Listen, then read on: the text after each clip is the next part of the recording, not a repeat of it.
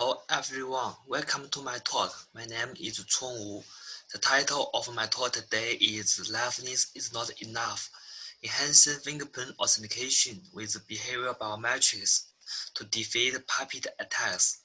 This is a joint work with my advisors Cong, Jing, Ruiying from Wuhan University and Ziming Zhao from Rochester Institute of Technology, USA. In recent years, fingerprint sensors have been widely integrated on smartphones and tablets. Among existing authentication methods, fingerprint authentication is the most prevailing thanks to its high usability. Fingerprint authentication is also used in security-critical scenarios, such as online payment, smartphone unlock. However, fingerprint authentication is vulnerable to penetration attacks, where the system is spoofed by artificial crafts. While for this attack, the existing solution is liveness detection. Hardware-based methods rely on additional hardware to detect the live signs of the input fingerprint, such as humidity, body pressure. Others may focus on details of the captured fingerprint, such as region size, density, community, and texture. It uses image processing methods to extract more discriminative features. Unfortunately, existing methods to enhance the security of fingerprint authentication only focus on liveness detection. It determines whether the input fingerprint comes from a live human being. Those systems are powerless against an overlooked puppet attack. In this attack, the attacker places an unwilling victim's finger on the fingerprint sensor.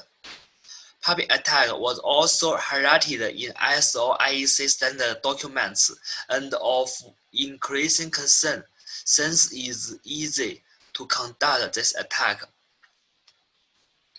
Actually, since the fingerprint and other liveness signs are collected from the real and legitimate user in puppet attacks, existing liveness detection methods fail in defeating puppet attacks. To defend against augmentation attacks, including the puppet attacks, we use the intrinsic fingertip-touch characteristics to model user movements in legitimate authentications. Fingertip touch is the behavior completed in an instant when a user gets the mobile device in hand and applies his finger to the sensor. We model those movements with accelerations and rotation angles, which can be retrieved from built-in sensors such as accelerometer, magnetometer, and gyroscope. Overall, the basic idea is to complement fingerprint authentication with fingertip touch behavioral characteristics. Our system runs in the background to monitor the fingerprint authentication event. Once detected fingerprint inputting, it starts to collect data from accelerometer, gyroscope, and magnetometer. With the sensor data, it then characterizes fingertip touch behavior using accelerations and rotation angles around 3 axes. For the feature extraction, we extract 2 kinds of features, including time and frequency domain features and CNN-based features. For CNN-based features, we convert the time series to power spatial density using short-time Fourier transform and then use CNN-based feature representation to extract features. To profile legitimate users with only successful login data points, our approach train a machine learning model based on the one-class classifier, which is later used for authentication. We first extract features in the time and frequency domain. Specifically, we first extract 6 statistical features in the time domain, including mean, standard deviation, relative standard deviation, sum of absolute differences, absolute energy, and autocorrelation. In addition, we apply fast Fourier transform and extract another 6 features in the time frequency domain. Those features include spatial centroid, spread, skewness, kurtosis, pore density, and entropy. Besides the time and frequency domain features, we also extract features with CNN-based feature learning. We first apply short-time Fourier transform to convert the time series to pore spatial density matrices. The figure shows pore spatial density matrices of 3 different users. To extract CNN-based features, the basic idea is to use the output of the pre-trained model's intermediate layer as the features. This is due to the powerful feature representation of neural network. In our work, we first pre-train the CNN model to distinguish different users with collected behavior data. Then we use the model by the last layer as the feature extractor. In real world fingerprint authentication settings, the dataset only contains data points come from the legitimate user, so it's a one-class classification problem. In our work, we consider 4 different classifiers, including Pearson coefficient-based similarity comparison, one-class support vector machine, local outlier factor, and isolation forest. We also compare the performance in our evaluations. In our data collection, 90 subjects were involved in fingertip-touch behavioral data collection, who were aged from 22 to 45. 39 subjects were female and the others were male. During the data collection, we asked each subject to hold a smartphone in hand as they normally unlock their own device. This table summarizes the compared 4 datasets. Dataset 1 was collected in different postures, and dataset 2, the data points were collected in different periods.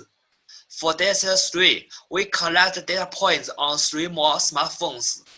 In dataset 4, another 15 subjects, including 4 females and 11 males, were recruited to play the role of an attacker to carry out artificial replica attack, puppet attack, and mimicry attack on previous 90 subjects. For reliability evaluation, we used 3 feature sets, including time and frequency domain feature set, CNN-based feature set, and the union of 2 sets. On the different training size, classifiers and feature sets, we found that using ROF as the classifier, the combination of ROF and UNF can achieve almost the best performance.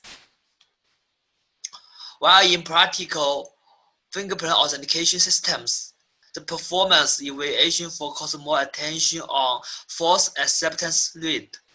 For example, the false acceptance rate can achieve 6 power of defeats of 10, while the false rejection rate is 1%.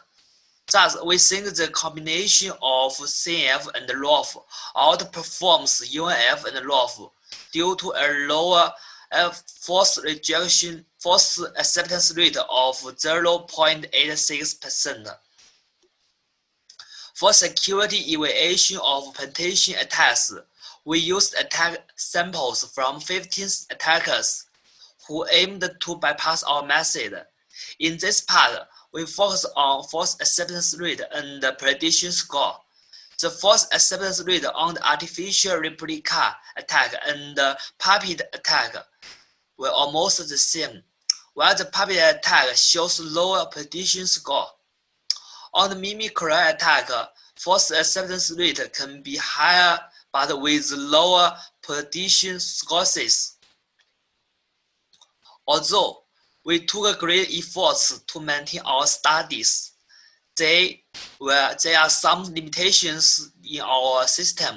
For example, behavior variability and different postures may incur additional false rejection and undermine the usability and the robustness of our method. Besides, our method requires the user to handhold the device during authentication. If the device is placed on the desktop or phone bracket stationarily, our method will fail to work. In addition, our approach may falsely reject a legitimate user if he uses one hand to register his behavior, while the other hand to perform authentication. Please feel free to contact us if you have any questions. Thank you.